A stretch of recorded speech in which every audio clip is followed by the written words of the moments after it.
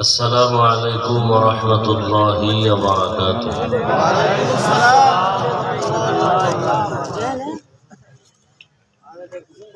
الحمد لله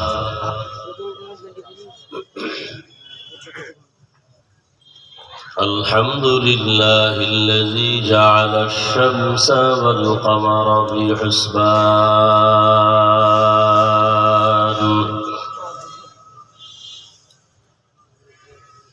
والنجم والشجر يسجدان وفضل زمانا على زمان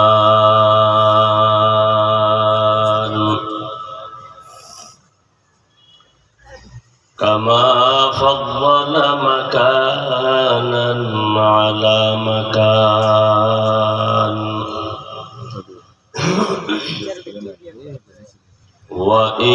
وإنسانا على إنسان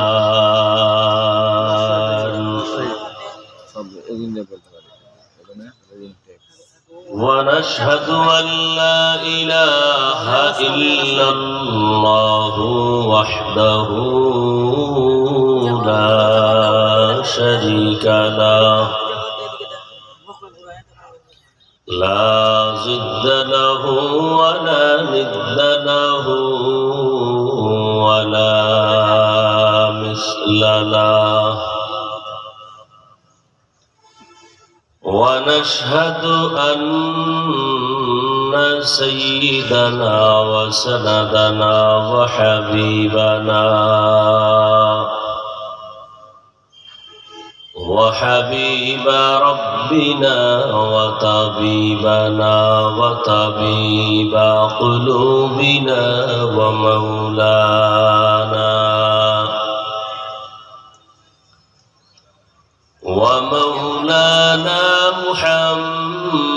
محمدا عبده ورسوله أرسله بالحق بشيرا ونذيرا وداعيا إلى الله بإذنه وسراجا منيرا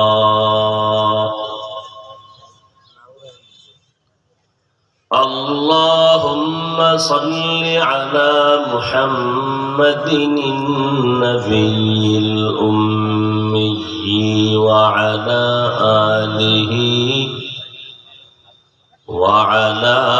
آله وسلم تسليما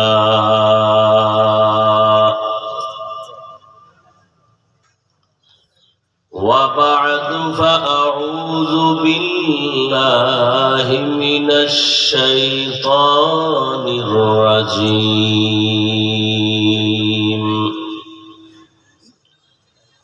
بسم الله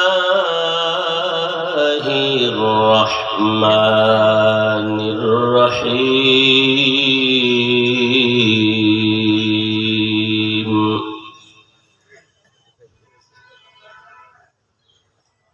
وأما من خاف مقام ربه ونهى النفس عن الهوى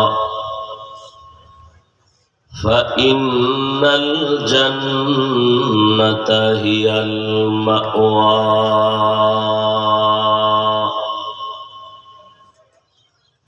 وقال النبي صلى الله عليه وآله وسلم: ألا كلكم راع وكلكم مسؤول عن رعيته. أو كما قال النبي عليه الصلاة والسلام.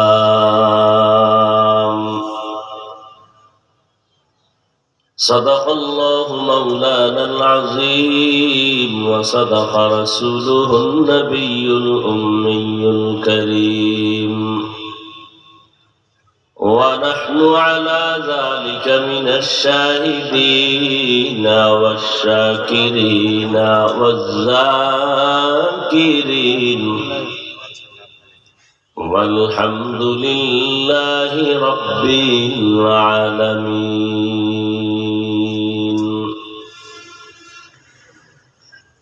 سبحانك لا علم لنا إلا ما علمتنا إنك أنت العليم الحكيم. رب اشرح لي صدري ويسر لي أمري واحلل عقدة من لساني يفقه قولي.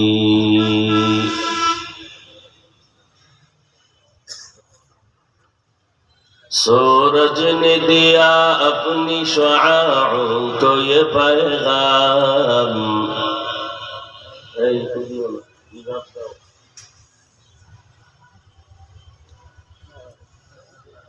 सूरज ने दिया अपनी शुआओं को ये पैगाम, दुनिया है अजब चीज को भी सुबह को भी शाम, दुनिया है अजब चीज को भी सुबह को भी शाम। दुनिया में हो दुनिया का तलबगार नहीं हो, दुनिया में हो दुनिया का तलबगार नहीं हो, बाजार से गुजर हो खरीदार नहीं हो, बाजार से गुजर हो खरीदार नहीं हो। मकबूल है शाज़ है काबिल तो बहुत है,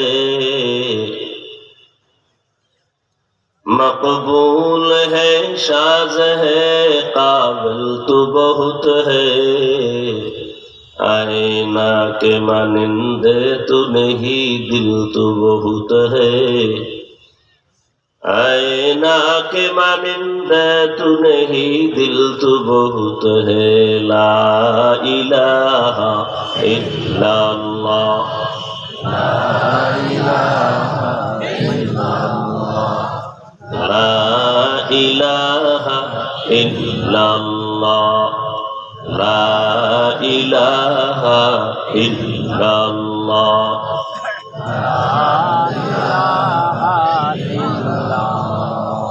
ला इलाहा इल्लल्लाह, ला इलाहा इल्लल्लाह, ला ইলাহা ইল্লাল্লাহ লা ইলাহা ইল্লাল্লাহ লা ইলাহা ইল্লাল্লাহ লা ইলাহা ইল্লাল্লাহ লা ইলাহা ইল্লাল্লাহ লা ইলাহা ইল্লাল্লাহ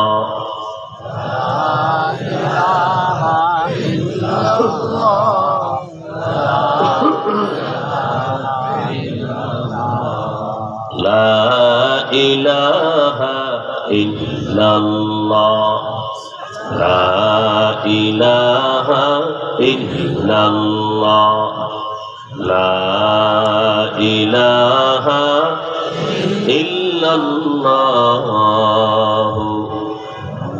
মুহাম্মাদুর রাসূলুল্লাহ।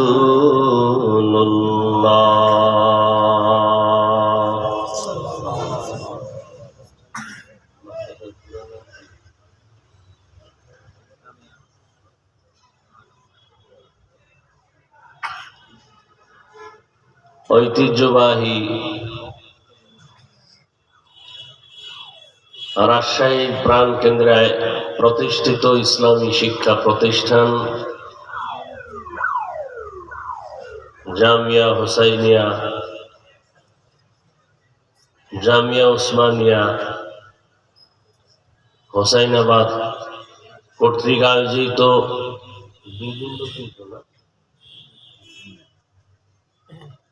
বার্ষিক ইসলাহি জোর উপস্থিত মোহতারাম সম্মানিত সভাপতি হযরত উলামায়ে কেরাম, দেশের বিভিন্ন স্থান থেকে আগত আল্লাহ পাকের আশিকিন, জাকিরিন, শাকিরিন, মুহিব্বিন, মুরব্বিয়ানে আযম, কলিজার টুকরা আমার সমবয়সী যুবক বন্ধুগণ, স্নেহের ছোট ভাই, পর্দার আড়ালে মাইকের আওয়াজ শ্রবণরতা সম্মানিত মা ও বোনেরা,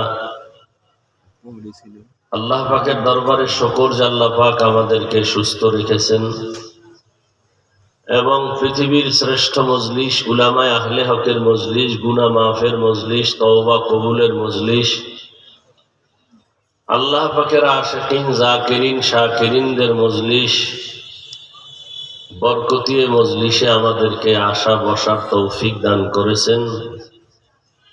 নেয়ামতের শুকর আদায়ার্থে পড়ি আলহামদুলিল্লাহ।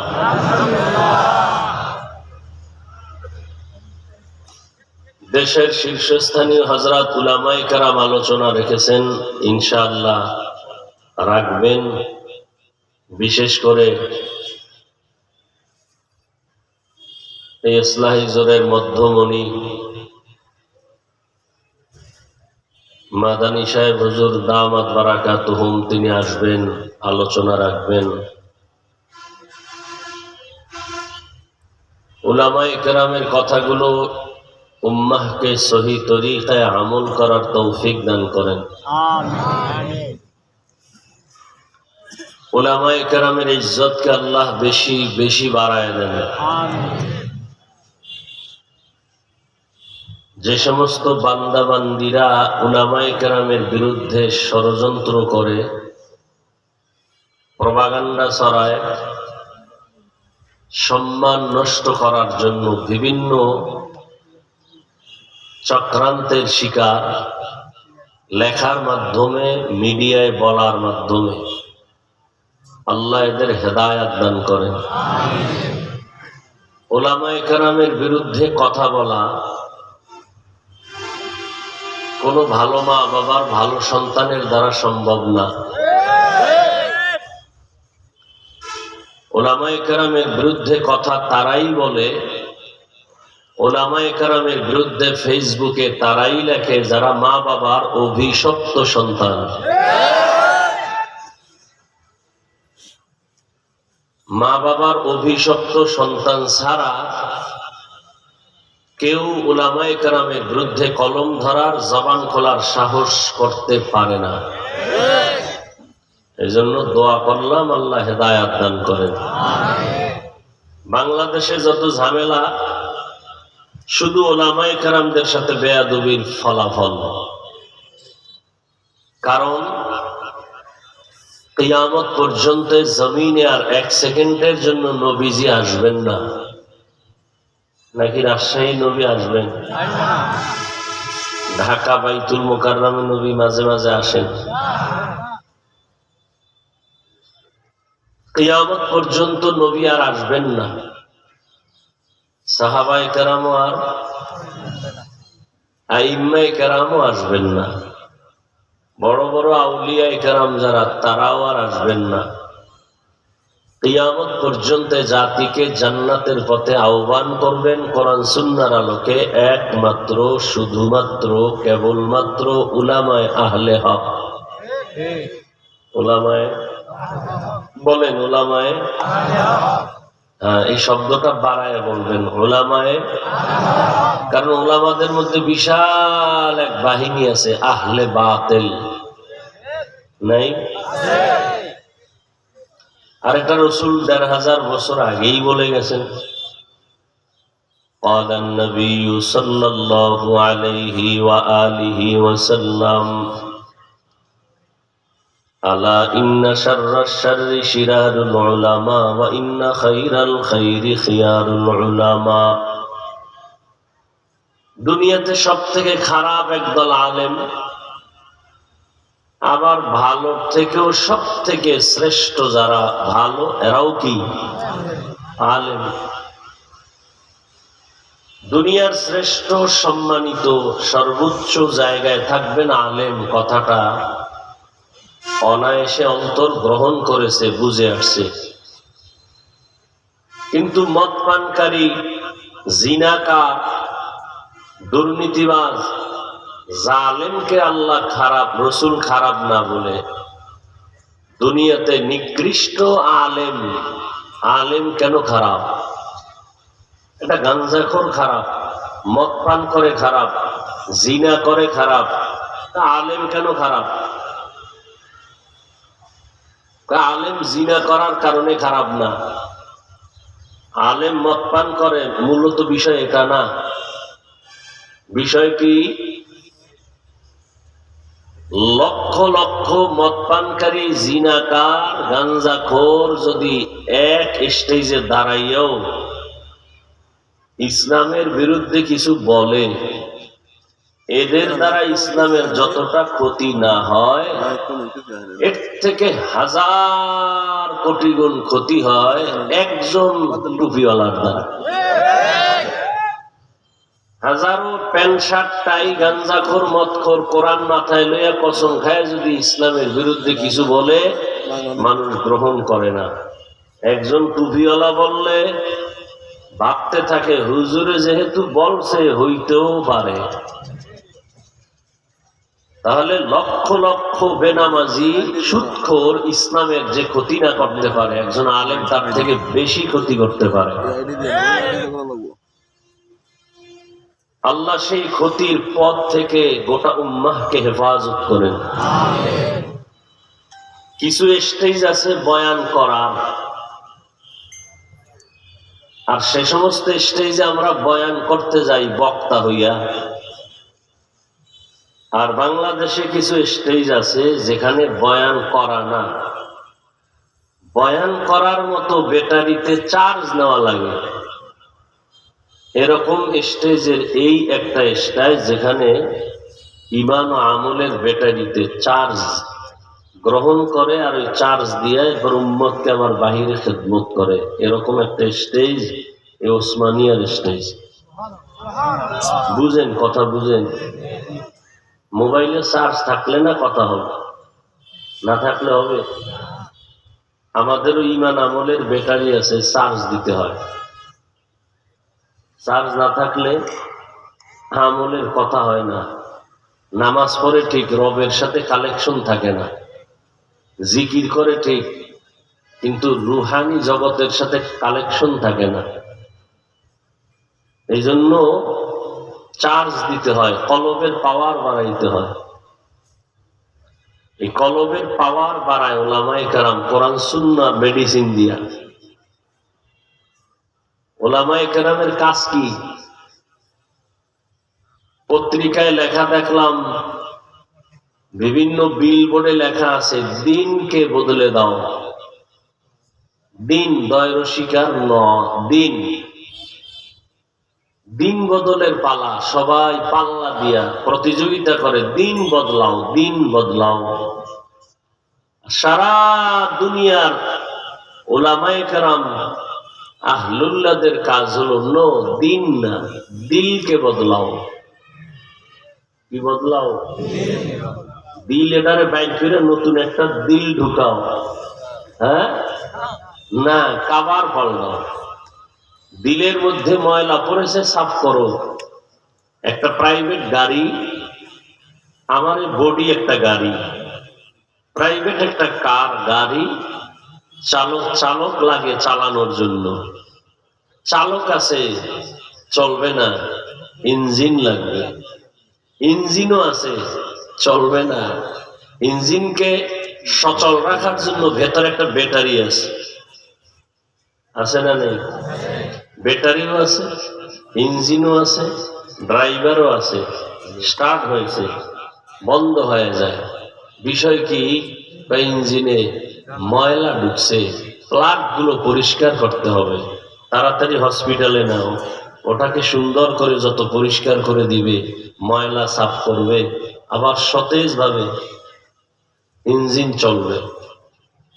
আমাদের ইঞ্জিন আত্মা, রূহ, আর ব্যাটারির নাম কলব। রূহ আছে, কলব যদি ময়লা হয় তাহলে ইঞ্জিন আস্তে আস্তে দুর্বল হয়ে যায়। এই কলবের ময়লা দূর করার জন্য হসপিটালে যেতে হয়। কলবের ময়লা দূর করার হসপিটাল সোহবতে আহলুল্লাহ, আল্লাহর প্রিয় বান্দাদের নেক নজর সোহবত। যত বসবে, যত সম্পর্ক রাখবে, তত কলব পরিচ্ছন্ন হবে। আর কলবের পাওয়ার যত বাড়বে, তত বান্দা আল্লাহর দিকে অগ্রসর হবে। এই জন্য আমি একটা আয়াত পড়েছি, সংক্ষিপ্ত কথা, রসুলের ছোট্ট একটি হাদিসের অংশ পড়েছি। ইখলাসুল রুহানিয়াতের সমন্বয়, সহি নিয়তে, সহি তরিকায়, সহি কিছু কথা আমাকে বলার মতো, আপনাদেরকে শুনবার মতো আল্লাহ পাক তৌফিক দান করেন। ওয়া আম্মা মান খাফা মাকাম রাব্বিহি ওয়া নাহান নাফসা আনিল হাওয়া ফাইন্নাল জান্নাতা হিয়াল মাওয়া। আল্লাহ বলেন, হে রাসূল করিম সাল্লাল্লাহু আলাইহি ওয়া আলিহি ওয়াসাল্লাম, উম্মতকে আমার বাণী পৌঁছায়া দেন। যারা আমার দরবারে দাঁড়াইয়া হিসাব দেওয়ার ভয়ে, দুনিয়াতে যারা নিজেদেরকে গুনাহ থেকে বাঁচাবে, আমি ওয়াদা দিলাম তার ঠিকানা, স্থায়ী শান্তির ঠিকানা, জান্নাতুল মাওয়া। আরো আস্তে করে বলেন সুবহানাল্লাহ। নবীজি বলেন, আলা কুল্লুকুম রাঈন ওয়া কুল্লুকুম মাসউলুন আন রাইয়াতিহি। সাবধান হে উম্মত, তোমরা প্রত্যেকেই দায়িত্বশীল। আল্লাহর আদালতে দায়িত্বের কারণে জবাবদিহিতার কাঠগড়ায় দাঁড়াতে হবে। সাহাবী বললেন, ইয়া রাসূলুল্লাহ, কার দায়িত্ব কার উপর?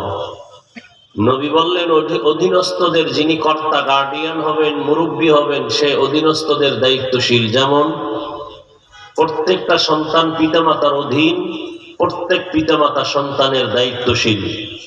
প্রত্যেক ছাত্র শিক্ষকের অধীন, প্রত্যেক শিক্ষক ছাত্রদের দায়িত্বশীল। প্রত্যেক স্ত্রী স্বামীর অধীন, প্রত্যেক স্বামী স্ত্রীর দায়িত্বশীল। প্রত্যেক মুসল্লি ইমাম ও খতিবের অধীন, প্রত্যেক ইমাম ও খতিব মসজিদের মুসল্লিদের দায়িত্বশীল। একটাই ওয়ার্ডের কমিশনার, মেম্বার, ওয়ার্ডের মানুষের দায়িত্বশীল। চেয়ারম্যান ইউনিয়নের দায়িত্বশীল। এমপি তার আসনের দায়িত্বশীল। সরকার গোটা দেশের দায়িত্বশীল। আর উলামায়ে কেরাম গোটা উম্মতের দায়িত্বশীল। আর একজন সাহাবী দাঁড়াইলেন, ইয়া রাসূলুল্লাহ, আমার অধীনেও কেউ নাই, আমিও কারো অধীনে নাই, আমার দায়িত্ব। নবী বললেন, আপনার অঙ্গ প্রত্যঙ্গ যে আছে এগুলোর আপনি দায়িত্বশীল। দুটো হাত আল্লাহ দিছেন এমনিই না, কেউরে মারবেন না। আল্লাহ একটা ডিউটির জন্য দিছেন, কাজের জন্য বানাইছেন। দুটো চক্ষু দিছেন, একটা ডিউটি আছে, বিনা কারণে আল্লাহ বানান নাই। দুনিয়াতেই মানুষ যা বানায় বিনা কারণে বানায় না। একসময় পলিথিন কাজে লাগতো না, আর এখন সে পলিথিনকে টোকাইয়া ধুইয়া ঢাকার শহরে বিক্রি করে পলিথিনের ব্যবসা করে অনেকে কোটিপতি। প্লাস্টিকের বোতল কাজে লাগে না, এখন সেই বোতলের মুখা এটাও কাজে লাগায়।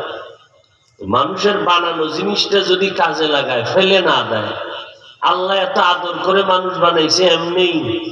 গোটা দুনিয়া মানুষের গোলাম। আসমান আমার আপনার জন্য, জমিন আপনার জন্য, সূর্য আপনার গোলাম, সব আপনার আমার গোলামির জন্য বানাইছে। আর আপনারে এমনি বানাইছে। আফাহাসিবতুম আন্নামা খালাকনাকুম আবাসা أفحسبتم أنما خلقناكم عبثا وأنكم إلينا لا ترجعون। মানুষ, তুমি কি ভাবছো তোমাকে আমি অনর্থক সৃষ্টি করেছি? এত বিশাল সূর্য তোমার গোলামি করে, এত বিশাল চাঁদ তোমার গোলামি করে, এত বিশাল জমিন তোমার গোলাম। এটা এমনি বানাই নাই। আবার তুমি ধারণা করছো আমার কাছে কোনোদিন আসবা না। সব ধারণা তোমার ভুল।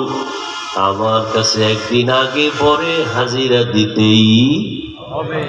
মরণ থেকে যতই পালাও, মরণ তোমায় নিবে ঘিরি। যদিও সুদূর আকাশ পানে লুকাও, সেথায় লাগিয়ে সিঁড়ি। নদী পথে নৌকা চালাও ও মাঝি ভাই, বেলা ডোবার আগে আমি ওপার উঠতে চাই। ডুবে গেলে বেলারে আর উঠে না, ভেঙ্গে গেলে বেলারে আর জমে না। ওদিকে তাকান কেন? ক্ষুধা লাগছে, টাইম মতো খাওয়ান পাইবে, এদিকে তাকান। قال النبي صلى الله عليه وآله وسلم الدنيا خلقت لكم وأنكم خلقتم للآخرة। রহমতের নবী বলেন, গোটা দুনিয়া, আসমান ও জমিন ও মা ফিহা, সব মানুষের গোলাম। আর মানুষ হলো একমাত্র আল্লাহর গোলাম। দুনিয়া তোমাকে আমাকে খুঁজবে, তুমি আমি কাকে খুঁজবো? এখন এটা উল্টাই দিছি। আমরা দুনিয়া খুঁজি, আল্লাহ আমাকেও খুঁজে। বারবার খুঁজে আর কা হাইয়া আলাল ফালাহ, হাইয়া আলাস সালাহ, এরপরও পাবলিকের পাওয়া যায় না। আবার আল্লাহ পাক মুয়াজ্জিনের ডাইকেও পায় নাই। আল্লাহকে এবার আমি নিজে ডাকতে আসতেছি, আর কত ঘুমাবি? আলা মিন মুস্তাগফিরিন ফাগফিরালা। এমন একটা রাত নাই যেই রাতে আমার আল্লাহ প্রথম আসমানে বান্দাকে ডাকেন না। এটা নতুন শুনলেন? আল্লাহ কখন আসেন? ফজরে, জোহরে, কথা বলেন, আসর, মাগরিব, এশায়। কখন? শেষ রাতে। কোন দিন? কেন আসেন? বান্দার থেকে কিছু নিতে না দিতে? আপনাদের কিছু লাগে না, ঘুমান কেন?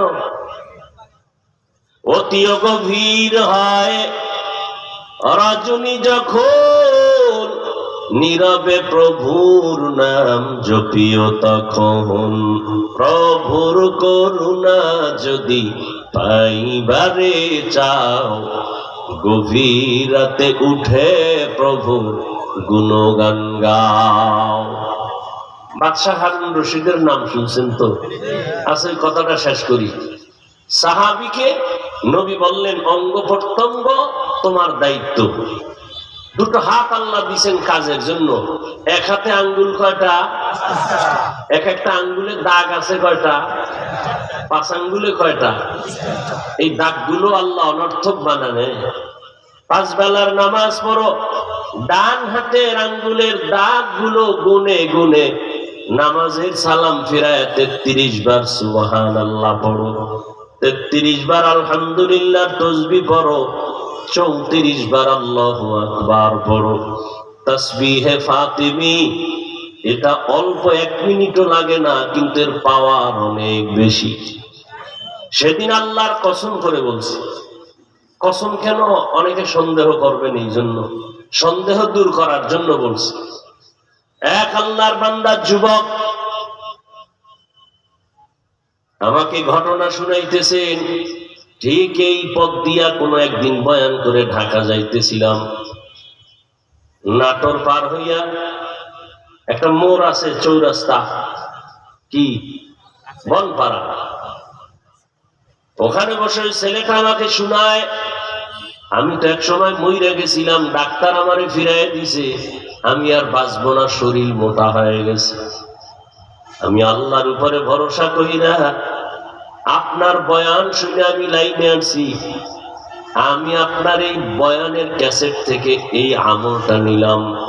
আপনি বলছেন 5 বেলার নামাজে 5 বার ডান হাতের আঙ্গুলের গিরাগুলো গুনে গুনে 33 বার সুবহানাল্লাহ, 34 বার আল্লাহু আকবার, 33 বার আলহামদুলিল্লাহ। ঘুমের সময় একবার, টোটাল হইল কয়বার? 6 বার। আমি প্রতিদিন ওযু করে ঘুমের বিছানায় যাইয়া এই তাসবিহগুলো পইরা পইরা ঘুমাইছি। আমার 1 মাসের মধ্যে আমি এখন সুস্থ। ডাক্তার তো আমাকে ফিরাই দিছে, আমি আর বাঁচবো না। আমার এখন 10 বছর হয়ে গেছে, আমি সংসার করি, ব্যবসা বাণিজ্য করি। আমার এই আমল আমাকে বলে আল্লাহ আমারে সুস্থ বানায় দিছে। সুস্থ বানায় কে? আল্লাহ। ইয়াকিন, বিশ্বাস মানুষকে অনেক উপরে নিয়ে যায়।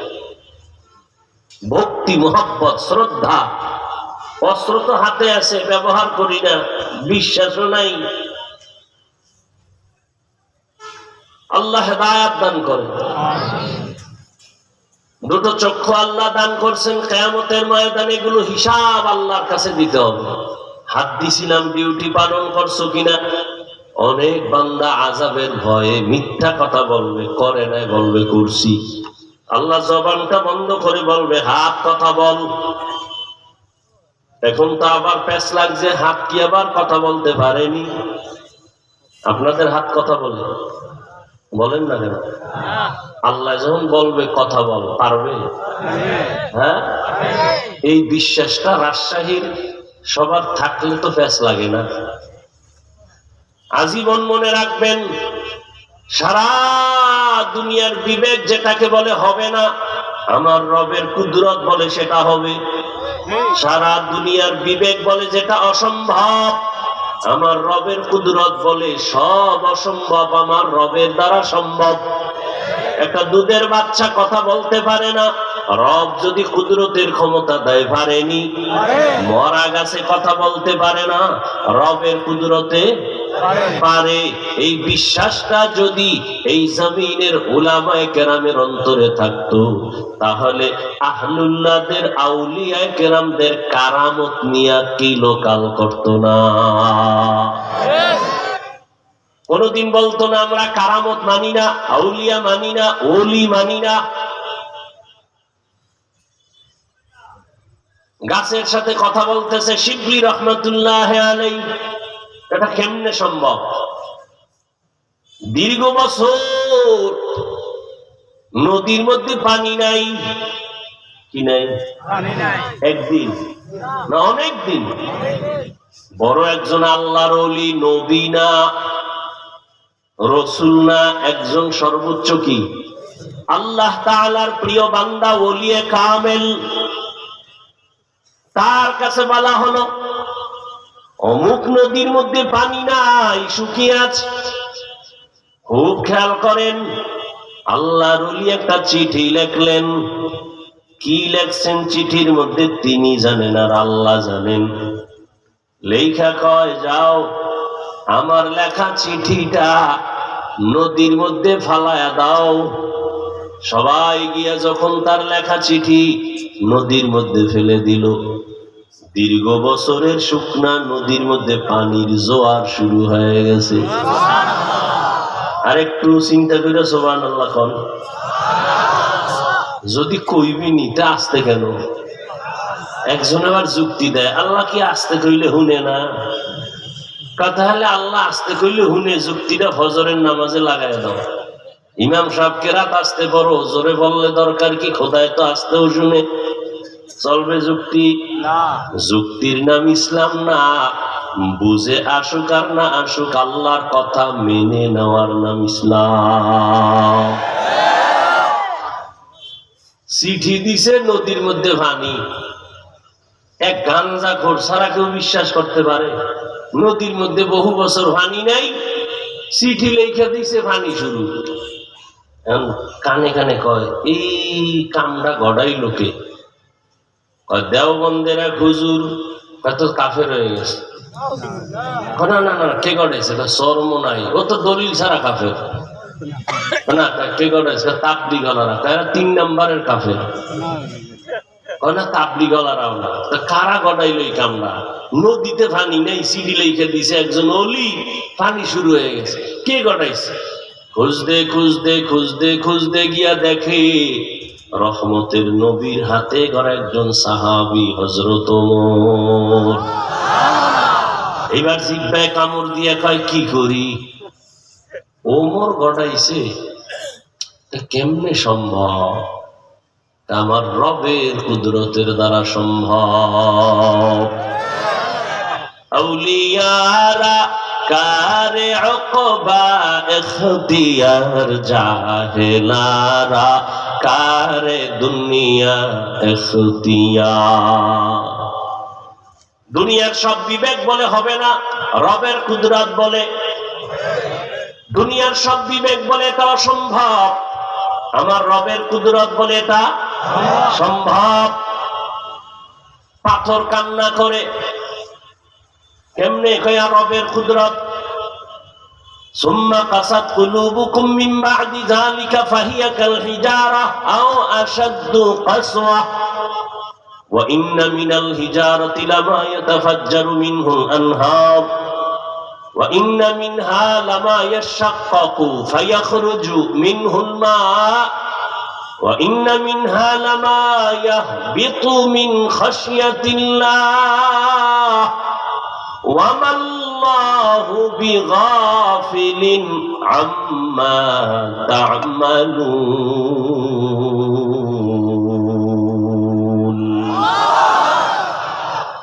পাথর আল্লাহর আযাবের ভয়ে কান্না করে। ও মানুষ, তোর কলবটা কি এর থেকেও খারাপ? তোমার কেন আযাবের ভয়ে কান্না আসে না? বলে পাথর কেমনে কাঁদে? আল্লাহর কুদরতে কাঁদে। পাথর কথা বলে, বলে সম্ভব, বলে রবের কুদরতে সম্ভব। মরা গাছে কথা বলতেছে, কাঁদতেছে, বলে এটা কেমনে সম্ভব? বলে রবের কুদরতের দ্বারা সম্ভব। কিয়ামতের দিন হাত কথা বলবে, আল্লাহ এই হাত বানাইছো যেই ডিউটি করার জন্য, সেই ডিউটি করে নাই। মা বাবার পক্ষে হাত ব্যবহার করবে, করে নাই। আলেমের সপক্ষে হাত ব্যবহার করবে, করে নাই। বরং আলেমের বিরুদ্ধে ফেসবুকে হাত ব্যবহার করেছে। চোখ বলবে, আল্লাহ তুমি চোখের ডিউটি দিছো, যা দেখতে বলছো তা দেখে নাই। এ চোখ দিয়া মা বাবা দেখবে সওয়াব, এ চক্ষু দিয়া আলেম দেখবে সওয়াব, এ চক্ষু দিয়া কোরআন দেখবে সওয়াব, এ চক্ষু দিয়া আল্লাহর ঘর দেখবে সওয়াব। কিন্তু না, বান্দা দরওয়াজা জানালা বন্ধ করে সারা রাত মোবাইলটা দিয়ে তাকায় তাকায় কবিরা গুনাহ করেছে। চোখ আল্লাহর কাছে কথা বলবে, আল-ইয়াওমা নাখতিমু আলা আফওয়াহিহিম ওয়া তুকাল্লিমুনা আইদিহিম ওয়া তাশহাদু আরজুলুহুম ওয়া তাশহাদু আরজুলুহুম বিমা কানু ইয়াকসিবুন। দস্ত গুয়াদ মঞ্চুনি দুজদিদাম লব্ব গুয়াদ মঞ্চুনি বসিদাম চশম গুয়াদ চিদাম গমজা হারাম গোশ গুয়াদ চিদাম সমরুল কালাম। সারা রাত মোবাইল, বাথরুমে মোবাইল, এখানে মোবাইল, মানে মোবাইল তার জীবন, মোবাইল তার মরণ। আইসে একটু খোদায় কানে ধরে লই আইসে বেহেশতের বাগানে, এখানে আইয়াও মোবাইল দেখায়। হুজুর আমি বিদেশি এক মোবাইল ওলা, কেমন দেখা যায় দেখাইতেছে মোবাইলটা উঠাইয়া। এখানে কোন আকামের জন্য মোবাইলটা দরকার? 24টা ঘন্টা মোবাইল নিয়ে ব্যস্ত। কানের গুনাহ, চোখের গুনাহ, অন্তরের গুনাহ, জবানের গুনাহ, হাতের গুনাহ আল্লাহ ধইরা নিয়ে এসে বেহেশতের বাগানে, যেখানে বসলেই গুনাহ মাফ। হেন মোবাইল, মোবাইলে না ঢুকে কলবে ঢুকান যায় না? কলবের দরজায় তালা বেরিয়ে গেছে, এই জন্য মোবাইলে ঢুকেছি। কথা টের ভাবি মোবাইলের বরকত কি। মোনাজাতের ঘরে জিনেরা লয়ে গেছে, মোবাইল নাই নাই নাই, কানতে কানতে বাড়ি যায়, আমও গেল সালাও গেল, আইসি খালি জামু খালি। আল্লাহ মোবাইলের গজব থেকে গোটা জাতিকে হেফাজত করে। কপাল খারাপ হইলে কি করার। আমি হাফিজুর রহমান কেন, মক্কা মদিনার ইমাম বয়ান দিলেও কাজ হবে না। শুধু কি তাই যে রসুলকে এক নজর মোহাব্বতের নজরে দেখলে জাহান্নাম হারাম, যেই নবীর চেহারা মোবারক দেখলে পেটের ক্ষুধা থাকে না, সেই নবীকে 13 বছর দেখছে, বয়ান শুনছে, কপালে কালেমা আসে না, এর নাম কপাল। আর অন্যদিকে 27 বছরের যুবক তরবারি নিয়ে যায়, নবীকে জবাই করবে। রহমতের নবীর চেহারাটা দেখে তরবারি ফালায়, বলে ও রহমতের নবী, তরবারি দিলাম, আমি আসছিলাম আপনার গর্দান কাটার জন্য, আপনি আমার গলা কেটে দেন, তবে আগে কালেমার রশি গলায় লাগায় দেন। 13 বছর নবীরে দেখলো, বয়ান শুনলো, কালেমা পড়ে না। আর 27 বছরের যুবক তরবারি নিয়া নবীরে জবাই করতে গিয়া কালেমা পইরা তরবারি নিয়া দাঁড়ায়া বাইতুল্লাহর পাশে হাতিমে কাবায় দাঁড়ায় বলে, ও নবীর দুশমনেরা আয়, নবীর বিরুদ্ধে যদি কথা বলো, নবীরে দরকার নাই, আমার তরবারি যথেষ্ট। এর নাম কপাল।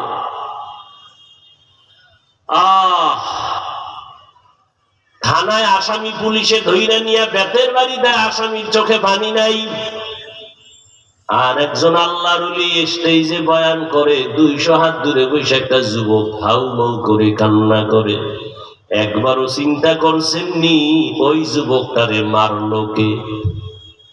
থানায় আসামি নিয়ে পুলিশে বেতের বাড়ি দেয়, কাঁদে না।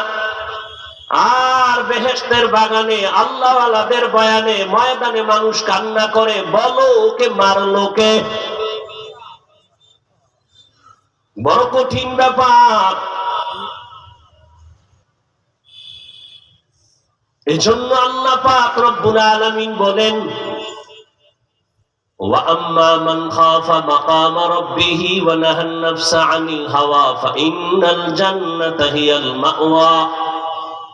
আল্লাহর আদালতে দাঁড়াইয়া হিসাব দেওয়ার ভয়, যারা নিজেদেরকে গুনাহ থেকে বাঁচাবে তাদের ঠিকানা হবে জান্নাত। বাদশাহ হারুন রশিদের নাম আমরা জানি। একদিকে তিনি রাষ্ট্র পরিচালনা করেন, অন্যদিকে তিনি একজন বড় বুজুর্গ। তার স্ত্রীর নাম জুবায়দা। নাম কি? ও পর্দার আড়ালের আম্মা জানেরা, এত বড় এক রাষ্ট্রনায়ক বাদশাহ হারুন আর রশিদ, তার স্ত্রী জুবায়দা কত পাওয়ার। কিন্তু পাওয়ার থাকার পরও দেখেন জুবায়দার ইতিহাস। জুবায়দা একজন কোরআনে হাফেজা। তার প্রাসাদের মধ্যে 100 মহিলা কাজ করে। 100 জুবায়দা খাতুনের কাজের মানুষ 100 মহিলা, সব মহিলারা কোরআনে হাফেজা। জুবায়দা খাতুন 100 কাজের মহিলাকে শিডিউল করে দিল, আমি জুবায়দা চাই আমার ঘরের মধ্যে অল টাইম যেন কোরআনের আওয়াজ শোনা যায়। ভাগ কইরা দিছে, এই মহিলা তুমি 1 ঘন্টা কোরআন তেলাওয়াত করে কাজে নামো, এরপরে তুমি আবার তেলাওয়াতে বসো, তোমার 1 ঘন্টা তেলাওয়াতের পরে তুমি কাজে নামো, আর একজন করবে। এভাবে শিডিউল দিয়ে দিছে যেন জুবায়দা খাতুনের ঘরে 24টা ঘন্টা কোরআনের আওয়াজ শোনা যায়। এত বড় টাকাওয়ালা, রাষ্ট্র ক্ষমতা পাইয়াও তার স্ত্রী ভোগ বিলাসের চিন্তা করে না, আল্লাহর মোহাব্বত। এই বাদশাহ হারুন রশিদ একদিন ওলামায়ে কেরামদের দাওয়াত দিলেন তার রাজপ্রাসাদে ডাইকা। তিনি সিংহাসনে বৈশা ওলামায়ে কেরামের আপ্যায়ন করায় বলেন, আমার একটা জটিল প্রশ্ন আলেমদের কাছে জবাব দিবেন। সব ওলামায়ে কেরাম বলেন, কি প্রশ্ন বাদশাহ বলেন।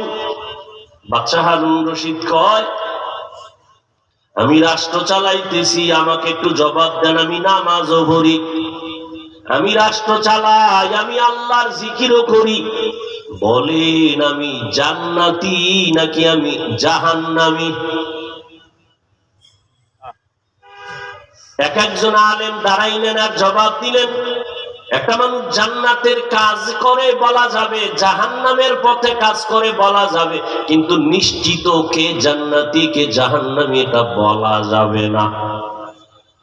এটা কেমনে বলি কে জান্নাতি কে জাহান্নামী? হ্যাঁ, আপনি জান্নাতের পথে আছেন, কাজ করতেছেন, এতটুকু বলা যায়। আপনি গুনার কারণে জাহান্নামের পথে আছেন বলা যায় না। আপনি জান্নাতি নাকি জাহান্নামী নিশ্চিত এটা বলার কোনো উপায়। বাচ্চা হারুন রশিদকে আপনাদের খাওয়াইয়া লাভ হইল কি? ডাকলাম, আপনারা জবাব দিবেন আমি জান্নাতি না জাহান্নামী। বাচ্চা হারুন রশিদ নিরুপায় হয়ে গেলেন, কোনো জবাব পাইলেন না। ঠিক ওই মজলিসের মধ্যে 9 বছরের একটা বালক, কয় বছর? 9 বছরের এক বালক আসতে দাঁড়ায় গেল পেছনে। বাচ্চা হারুন রশিদের নজর পড়ে গেল। কে তুমি? বলে বাদশা জাহাপনা। মুরব্বীদের মধ্যে তো বাচ্চাদের বসতেই দেয় না, আমাকে যদি একটু অনুমতি দেন আমি আপনার জবাবটা দিতে চাই। সবাই আশ্চর্য হয়ে গেছে না? একটা বাচ্চা কেমনে জবাব দিবে? এটা সম্ভব? আগের সবক ভুলে গেছেন? সব অসম্ভব কার দ্বারা সম্ভব? কাদের কুদরত দারি বর কামাল আনতা রব্বি আনতা হাসবি জুল জালাল। 9 বছরের বালক দাঁড়ায় বলেন, বাদশা জাহাপনা, আপনি যদি একটু আমাকে অনুমতি দেন আমি জবাব দিব। বলে সামনে আসো। বাদশাহ আস্তে আস্তে করে সামনে এসে দাঁড়াইল। এবার আমার একটা প্রশ্ন আছে। কি? কয় যে প্রশ্ন করে সে বড় না যে জবাব দেয় সে বড়? কে বড়? আপনাদের আকল কি বলে? বাদশা কয় যে জবাব দেয় সে তো তুলনামূলক বড়। কয় বেয়াদবি মাফ কইরা আমারে সিংহাসনে উঠাইয়া দেন, আপনি নিচে বইয়েন। বাদশা তো আর ওই রকম আমগো দেশি অহংকারী ক্ষমতাধর না, বুজুর্গ। ওজিরের কয় তাড়াতাড়ি বাচ্চাটারে সিংহাসনে বসাও, আমার জন্য নিচে বিছানা দাও। বাদশা সিংহাসন ছাইরা নিচে গিয়া বসলো। 9 বছরের বালকের বাদশা হারুন রশিদের সিংহাসনে বসায় দিছে। 9 বছরের বালক সিংহাসনে বইয়া কয়, এলেমের মর্যাদা তো এমনই হয়। मेरा एजाज़ो करदन बेहिसाब खल्क़े रादादन जवाबे बासवाब हक नदारत दुस्ते खल्क़ा ज़ारेरा निस्ते ई खसलत एके दिनदारेरा। এলেমের মর্যাদা তো এমনই হয়। কেমন হয়? হাটহাজারী হুজুর হেলিকপ্টারে দৌড়ায় কেন? চরমনার হুজুর হেলিকপ্টারে দৌড়ায় কেন? হাফিজুর রহমান হেলিকপ্টারে দৌড়ায় কেন? দৌড়ায় আমাদের আজকের সৈয়দ আরশাদ মাদানী দামাত বারাকাতুহুম হেলিকপ্টারে আসবেন। কি আর কারণ কি? এত টাকা কই পায়? নাস্তিকদের ঘুম নাই।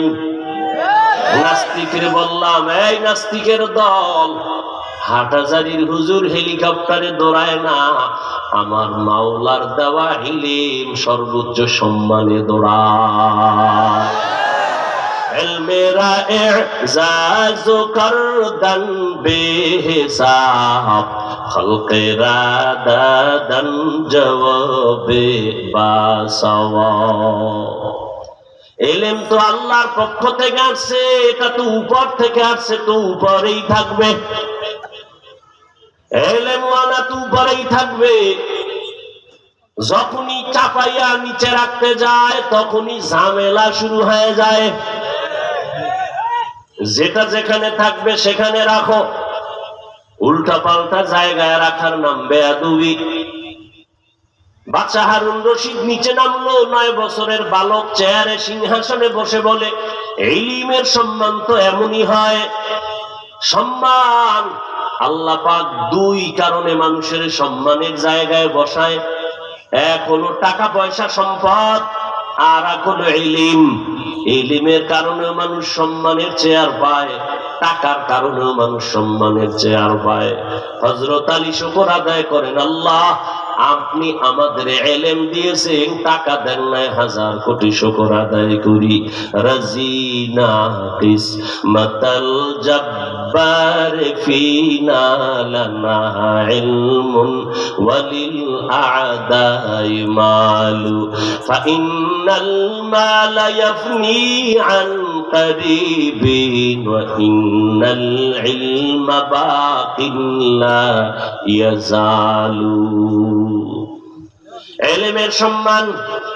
এবার বালক বসে বলে, বাদশাহ হারুন রশিদ বলেন আপনার প্রশ্নটা কি, আবার বলেন।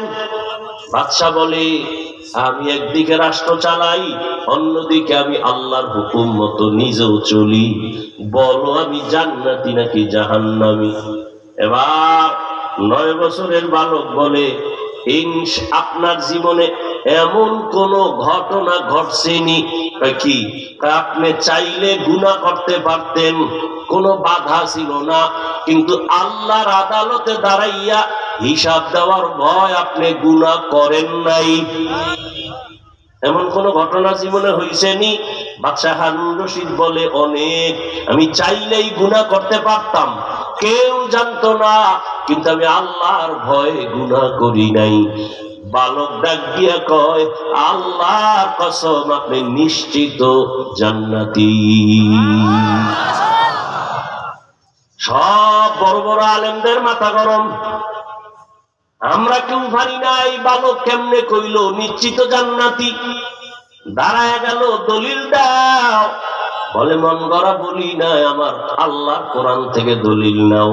ওয়া আম্মা মান খাফা মাকাম রাব্বিহি ওয়া নাহান নাফসা আনিল হাওয়া ফাইন্নাল জান্নাতা হিয়াল মাওয়া। যারা আল্লাহর আদালতে দাঁড়াইয়া হিসাব দেওয়ার ভয় নিজেকে গুনাহ থেকে বাঁচাবে, আল্লাহ তাকিদ দিয়া বলেন, ফাইন্নাল জান্নাতা হিয়াল মাওয়া, আল্লাহ তাকে নিশ্চিত জান্নাত দিয়ে দিবে। हर के दारद खौफे हकदार दिल मदाम जन्नतुल मअवा देहद ओ रामकाम। একটা কিসসা শুনাই। আমরা তো কিসসা কাহিনী রস করি, ফেসবুকে লেখলে ওলারা লেখে না। এগো শুনে লাভ কি, কেচ্ছা কাহিনী কয়। তা আমি বলি, এই জাহেল, পৃথিবীতে শ্রেষ্ঠ কেচ্ছা কাহিনীর কিতাবের নাম কোরআন। আসতে বলেন কেন? কি মনে হয় গাঁজা খায় কইতেছি? এতগুলো মানুষের সামনে বলতেছি, একটু সাহস নেই মনে করছেন?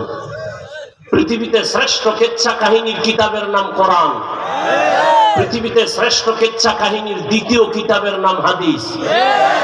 ওলামায়ে কেরাম যারা আছেন শুধু একটু ইশারা দেন, কোরআন শরীফে বাঘের কেচ্ছা নাই, গরুর কেচ্ছা নাই, হাতির কেচ্ছা নাই, মশার কেচ্ছা নাই, মাছির কেচ্ছা নাই, সাপের কেচ্ছা নাই। কি বলবো? ও জাহেল। গ্রাম্য প্রবাদ আছে, দেখতে নারী চলন বাঁকা। হ্যাঁ, আমরা দুই একটা out of Quran, out of হাদিস থেকে কাহিনী শুনাই আকাবিরিনদের, ওই ঘটনা শুনাই, সোনাবন্দের গান গাই না। যে সমস্ত আহলুল্লাহদের ঘটনা বললে মানুষের চোখে পানি আসে, দিল নরম হয়। আমরা গাঁজাখোরের কাহিনী শুনাই না। এরকম একটা কিচ্ছা, আল্লাহর এক বান্দি, নারী না পুরুষ দেখছেন কি, ক্ষুধার কারণে এই অবস্থা না ঘুমের কারণে? কয় ভাই দাওয়াত। আলহামদুলিল্লাহ। আমনের বাড়ি? কয় নওজুবিল্লাহ।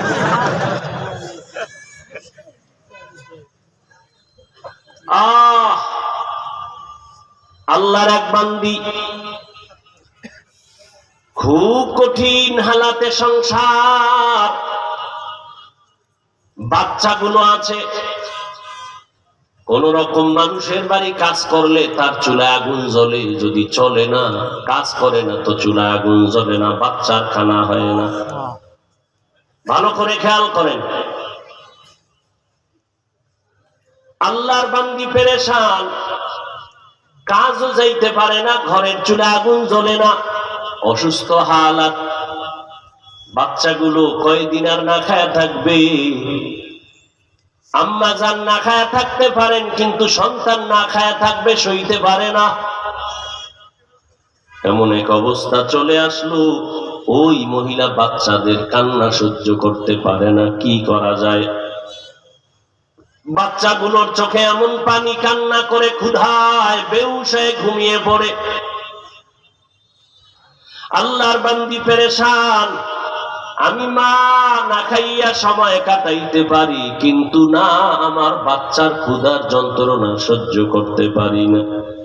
আল্লাহর বান্দি চিন্তায় পড়ে গেছেন, কি করি কি করি। ভাবতে ভাবতে হঠাৎ একটা জবাব চলে আসলো। আমি যে এলাকায় আছি এর থেকে একটু দূর এলাকায় একটা যুবক, অনেক টাকার মালিক, যদিও যুবকটা আল্লাহর দ্বীনের পথে চলে না, নাম করা অপরাধী, জেনা করে, মদের বোতল নিয়ে চলে, কিন্তু আমার বাচ্চার ক্ষুধার যন্ত্রণা সহ্য করতে পারি না, দেখিনি আমার বাচ্চাদের কিছু করা যায়। আল্লাহর বান্দি বাচ্চাদের মুখে হাসি ফুটাবার জন্য দৌড়ায় গেল, ওই এলাকার যুবকের দরজায় গিয়া দাঁড়ায় গেল। কারণ মা সন্তানের কান্না সহ্য করতে পারে না, মায়ের কলিজাটা ছিঁড়িয়া যায়। মা সন্তানের প্রতি এত মায়া, এত আকর্ষণ, এত মহাব্বত, এটা মা সারা সন্তানরে বুঝানো বড় কঠিন। এরে নবীরা আসে, ওই আল্লাহর বান্দি বাচ্চাদের ক্ষুধা নিবারণের জন্য চলে গেল ওই এলাকার যুবকের কাছে, গিয়া দাঁড়ায় গেল, পর্দা রক্ষা করে দাঁড়ায়, কয়, ও এলাকার বড় ভাই, আমি চূড়ান্ত নিরুপায় হয়ে আপনার দরজায় দাঁড়ায় গেলাম, আমাকে কিছু টাকা আপনি ধার দিবেন। আমার সন্তানগুলো না খাইয়া মরণ অবস্থা, আমি মা সহ্য করতে পারি না, আমারে কিছু টাকা ধার দেন, আমি আস্তে আস্তে আপনাকে দেওয়ার চেষ্টা করব। না, টাকা দেওয়া লাগবে না, আমি তোমাকে এখন নগদ টাকার বান্ডিল দিব, তবে একটা শর্ত, আজকের রাতের জন্য তোমার দেহটা আমাকে ফ্রি করে দিতে হবে। ও জেনাকার, হাদিসের ঘটনা শুনাইতেছি, জেনাকার রহমতের নবী ঘটনা বলতেছে, সাহাবায়ে কেরামের কান্নার আওয়াজ। ওই যুবক জিনাকার গুনাহগার বলে, আমি তোমাকে টাকা দিব, ধার না, ফেরত নিব না, তবে শর্ত তুমি আজ রাতের জন্য তোমার দেহটা আমাকে ফ্রি করে দিবা। আল্লাহর বান্দি চিন্তায় পড়ে গেল। রহমতের নবী সাহাবায়ে কেরামদের ঘটনা শোনাচ্ছেন। মহিলা পেরেশান হয়ে গেল, আমার এখন কি দেহটা আমি গুনার ভেতরে দিব? এটা কেমনে সম্ভব? আমি তো আল্লাহর একজন আবেদা সালেহা, আমি তো নামাজ পড়ি, আমার জীবনে কলঙ্কের কোনো দাগ নাই, কিন্তু বাচ্চার ক্ষুধাও সইতে পারি না, কান্নাও সহ্য করতে পারি না, যা করে আমার মাওলা। চিন্তা ভাবনা করিয়া হঠাৎ মহিলা বলে ফেললো, ঠিক আছে টাকা দাও, আমাকে যদি তুমি রাত্রে ব্যবহার করতে চাও, আমার দেহটা তোমাকে আমি এক রাতের জন্য দিয়ে দিলাম। কিন্তু মনে মনে কাঁদে, হে মালিক, কুদরতের দরজা খুলে দাও, যেন আমি গুনার মধ্যে লিপ্ত না হই। কিন্তু বাচ্চার ক্ষুধা সইতে পারি না, এই কারণে আমি নিরুপায় হয়ে গেলাম। একটা বাচ্চার ক্ষুধার জন্য মা কতটা মায়া, কতটা কলিজা সেরা মোহাব্বত থাকলে নিজের দেহটাকে অন্যের কাছে সুপর্দ করে দেয়। এই মোহাব্বত একদিকে মানুষের বুঝায়, দেখ সন্তানের প্রতি মায়ের কি মোহাব্বত আর মায়া। এরে আল্লাহর বান্দারা, ওই মা যার দুনিয়ায় নাই, সে কিছুটা বুঝে মা কেমন বড় সম্পদ। ওই বাবা যার দুনিয়ায় নাই, সে কিছু বুঝে বাবা কেমন সম্পদ। ঈদের দিন সবাই ঈদের নামাজ পড়িয়া আনন্দে বাড়ি যায়। একটা যুবক কবরের কিনারায় দাঁড়ায় কাঁদে। যুবক, ঈদের আনন্দ বাদ দিয়া কান্না করো কেন? যুবক বলে, গত ঈদে আম্মা জান আমাকে নামাজে যাওয়ার সময় ঈদগায় যাইতে আমার মাথায় হাত দিয়ে একটু দোয়া করছে। আমার আব্বারে আমার ডান পাশে দাঁড় করাইয়া ঈদগায় নামাজ আদায় করেছি। আজ আমি যখন নামাজের ভেতরে রওয়ানা, হঠাৎ আমার মনে পড়ে গেল, আজ আমার মাথায় কে হাত দিয়া দোয়া করবে? মায়ের বিছানাটা খালি, মা দুনিয়াতে আর জিন্দা নাই। আমার ডান পাশে কে দাঁড়ায় নামাজ পড়বে? আমার বাবাও নাই, আমি বড় এতিম হয়ে গেলাম। আজ আমার বাবা বলিয়া ডাক দিতে পারি না। অনেকে বাবা বলে যখন ডাক দেয়, আমার কলিজাটা সিরিয়া যায়। আমি কি আর মরণ পর্যন্ত বাবা বলে ডাকতে পারবো না? আমার সামনে একটা সন্তান যখন আম্মু বলে ডাক দেয়, আমার কলিজা সিরিয়া যায়। আমি কি আর জীবনে একবার মা বলে ডাক দিতে পারবো না? ওই মা কত আদরের। আজকে আমি হাফিজুর রহমান, এই চেয়ারে বসার পেছনে আমার মা বাবার অবদান চোখের পানি। তুমি যত বড় আলেম হও না কেন, মা বাবার চোখের পানি ছাড়া হতে পারো নাই। ওই মা বাবার চোখের পানি আর দোয়া ছাড়া টাকার মালিক, বাড়ি গাড়ির মালিক হতে পারো নাই। ওই মা বাবার জীবনটা তোমার আমার জন্য উৎসর্গ করে দিয়া গেলেন। কত মা বাবা জীবনে না খাইয়া তোমাকে আমাকে খাওয়াইলেন। ওই মা কতটা নিরুপায় হইয়া বাচ্চার ক্ষুধার যন্ত্রণা সহ্য করতে না পেরে ওই জেনাকারের কাছে তার দেহটা সুপর্দ করে দেওয়ার জন্য রাজি হয়ে গেল। কিন্তু ইজ্জতের মালিক আমার আল্লাহ ওই জিনাকার যুবক অন্ধকার রুমে রাতে নিয়ে গেল। বলে, তোমার টাকার বান্ডিল নাও। টাকার বান্ডিলটা টেবিলে রাইখা দরওয়াজা জানালা বন্ধ করে দিল। এখনো যুবক ওই নারীর গা টাচ করে নাই, হাত লাগায় নাই। নজর করে দেখে ওই আল্লাহর বান্দি কাপড়ের আঁচল চোখে দিয়া কান্নায় বিভোর, কান্না করে। যুবক ডাক দিয়া কয়, রে মা, তুমি কেন কান্না করো? বলো, কি তোমারে তো আমি টাচ করি নাই, কয় না। তোমারে গালি দিছি, কয় না। তোমার উপরে জুলুম করেছি, কয় না। কেন কান্না করো বলো? মহিলা কান্না করে বলে, আমার এই জীবনে কেউ একটা টাচ করে না, আমি জীবনে শরীর কারো কাছে সঁপে দেই নাই, আমার জীবনে কোনো কলঙ্কের দাগ নাই। আজকে আমার কপাল বুঝি এত খারাপ, আমার সন্তানের ক্ষুধার জন্য সহ্য করতে না পেরে আজ আমার শরীরটা টাচ করবে একটা বেগানা, একটা জিনাকার, সহ্য করতে পারি না। এই ভয় আমি কান্না করি। তুমি দরওয়াজা জানালা বন্ধ করেছো, তুমি আর কেউ দেখবে না, কিন্তু আমি ভয় পাই আমার মালিক তো আমাকে দেখতেছে।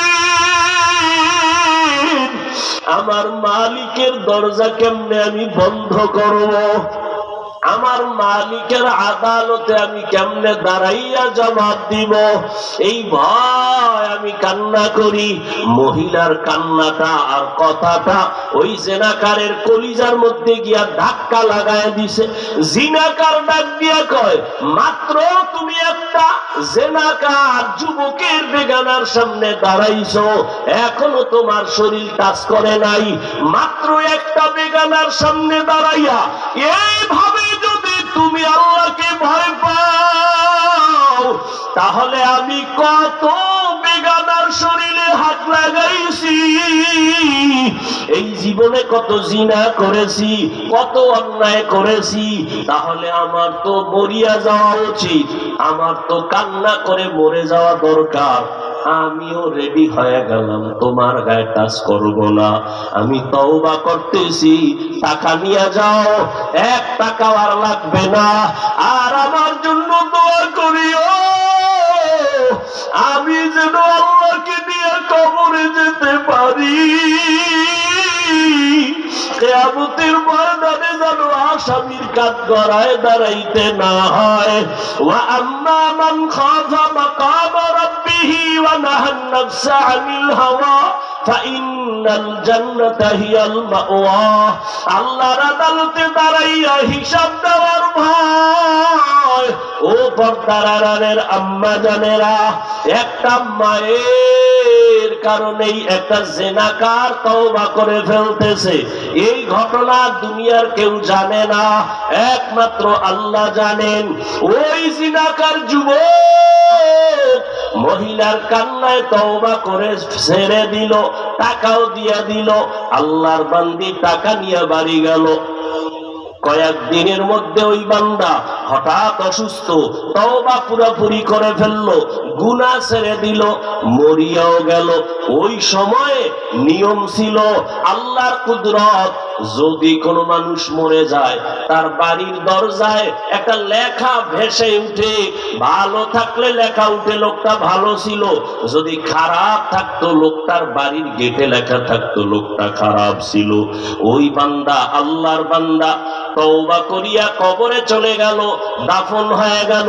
কিন্তু এলাকার মানুষ তো জানে না ঘটনা কি, সবাই খুশি, একটা জিনাকার মরে গেছে, মদ পানকারী মরে গেছে, সবাই খুশি। দেখার জন্য কি লেখা বাড়ির দরজায় উঠে, নবীজি বলতেছেন, যখন সবাই দরজা দেখতে যায়, গিয়ে দেখে বাড়ির গেটের মধ্যে আরবি লেখা, কদ গফারাল্লাহু লিল কিফল।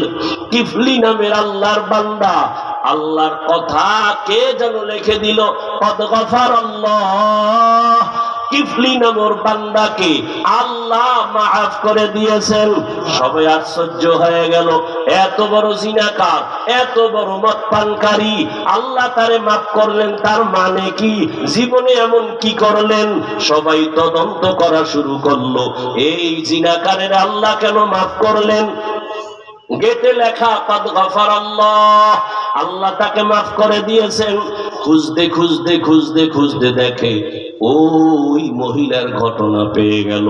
মহিলাকে ডাকলো, এলাকায় আনলো, আনার পরে বলে কি ঘটনা হলো?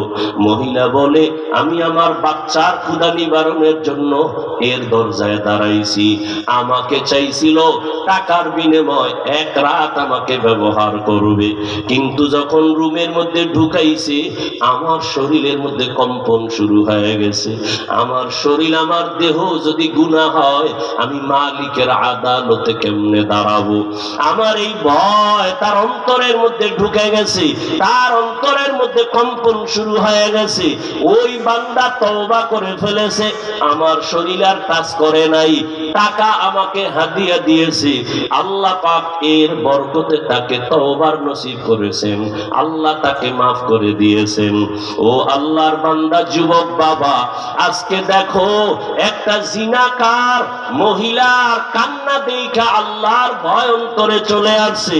ও যুবক, তুমি কত গুনাহ দৈনন্দিন করো, দরওয়াজা জানালা বন্ধ করে মোবাইল হাতে নিয়ে কত গুনাহ। আমার মাওলার ভয় অন্তরে জমা করো, আল্লাহর মোহাব্বত নিয়ে চলো। আল্লাহ তওবার দরজা খুলে রাখছেন, এখনো সময় আছে, তওবা করো। অন্তর দিয়া মালিকের গোপনে ডাক দাও, হে মালিক, মনে হয় জানো আমার মতো গুনাহগারের জমিনে কেউ নাই। গুনার কারণে আমার হাত না পাক, আমার চোখ না পাক, আমার জিহ্বা না পাক, আমার অন্তর না পাক। আমার মনে হয় আমি জাহান্নাম ছাড়া কিছুই দেখি না, সূর্যের গরম সহ্য করতে পারি না। গুনাহ নিয়ে কবরে গেলে জাহান্নামের আগুন কেমনে সহ্য করবি রে যুবক? একটা বেতের বাড়ি সহ্য করতে পারো না রে বাবা। গুনাহ নিয়ে কবরে গেলে দুই পার্শ্বের মাটি চাপ কেমনে সহ্য করবি? একটা মশার কামড় সহ্য করতে পারো না রে বাবা। ওই অন্ধকার কবরে গেলে সাপ বিচ্ছুর কামড় কেমনে সহ্য করবি রে মুমিন? শুরুতেই বলেছিলাম জাহান্নামের আযাবের ভয়। একটা পাথর যদি কান্না করে, তোমার আমার কপাল কেন এত খারাপ? তোমার আযাবের ভয়ে কেন চোখে পানি আসবে না? একটা সন্তান মায়ের শাস্তির ভয়ে কান্না করে, একটা ছাত্র উস্তাদের ভয়ে যদি কান্না করে, আল্লাহর আযাবের ভয় কি এত কম? ওরে কত আল্লাহর গোলাম তোমার আমার ডানে বামে তাকায় দেখো চোখে পানি, গুনার কথা মনে পড়ে গেছে, আর আমার মাওলাকে বলতেছে আল্লাহ এই গুনাহ নিয়ে কবরে যাব না। দুনিয়াতে সূর্যের গরম সহ্য করতে পারি না, জাহান্নামের আযাব কেমনে সহ্য করব? ও আল্লাহ তুমি মাফ করে দাও। ও আমার যুবক বাবারা, এখনো সময় আছে, তওবা করো। স্কুলে পড়ো, কলেজে পড়ো, চাকরি করো, নামাজ ছাড়িও না। মা বাবার দোয়া নিয়ে চলিও, মা বাবারে কষ্ট দিও না রে যুবক। উলামায়ে কেরামের দোয়া নিয়ে চলিও, বেয়াদবি করিও না রে বাবা। শিক্ষকের দোয়া নিয়ে চলিও, বেয়াদবি করবা না। যদি বেয়াদবি করিয়েই ফেলো তওবা করো, না হয় মরার আগে তোমার বিচার শুরু হয়ে যাবে। এখনো সময় আছে, তওবা করে নিও। আজ আওলাদে রসুল আমাদের সামনে আসবেন, কপাল যদি খুলতে পারো বাবা, একটা নজর দিয়া দোয়া নিও, তার সাথে হাত উঠাইয়া মাওলার কাছে তওবা করিও। মরিয়া গেলে যাব, তারপরও আর গুনাহ করব না, নামাজ ছাড়বো না, বেপরদায় চলবো না, দাড়ি কাটবো না, মা বাবার সাথে বেয়াদবি করব না, মুরব্বী শিক্ষকদের দোয়া নিয়ে চলবো, উলামায়ে কেরামের দোয়া নিয়ে পরামর্শ নিয়ে নবীর তরিকায় চলবো। তওবা করার মতো যদি অন্তর তৈরি হয়, মুনাফিকি যদি না থাকে, খাঁটি তওবার নিয়তে দুটো হাত আল্লাহকে দেখায়া দাও। আয় আল্লাহ, আমরা তওবার নিয়তে হাত তুলেছি। আয় আল্লাহ, গুনার কারণে জীবনটা নাপাক, জীবনে কত গুনাহ করেছি, হাতের দ্বারা, চোখের দ্বারা, কানের দ্বারা, জবানের দ্বারা। আমরা বিনয়ের সাথে তওবার ঘরে আসছি, আর নামাজ ছাড়বো না, দাড়ি কাটবো না, বেপরদায় চলবো না, মা বাবাকে কষ্ট দিব না, নবীর তরিকার বাইরে চলবো না, মুরব্বীদের দোয়া নিয়া, শিক্ষকের দোয়া নিয়া উলামায়ে কেরামের পরামর্শ নিয়ে চলবো। আমাদের তওবা আপনি কবুল করে নেন, আমিন। তওবার উপরে মজবুত হইয়া চলার মতো তৌফিক আমাদের দান করেন, আমিন। ওয়া আম্মা মান খাফা মাকাম রাব্বিহি ওয়া নাহান নাফসা আনিল হাওয়া ফাইন্নাল জান্নাতা হিয়াল মাওয়া। हर के दारत खौफे हक दर दिल मादम जन्नतुल मावा देहद उरा मकाम। আল্লাহ আমাকেও কবুল করেন, আল্লাহ মজলিসকে কবুল করেন, আল্লাহ মজলিসকে কান্নাওয়ালা মজলিস বানায় দেন, আল্লাহর আশিক জাকিরদের মজলিস বানায় দেন, আল্লাহ হেদায়েতের মার্কাজ বানায় দেন। সুবহানাল্লাহি ওয়া বিহামদিহি সুবহানাকাল্লাহুম্মা বিহামদিকা আশহাদু আল্লা ইলাহা ইল্লা আনতা আস্তাগফিরুকা ওয়া আতুবু ইলাইক। আসসালামু আলাইকুম ওয়া রাহমাতুল্লাহি ওয়া বারাকাতুহু।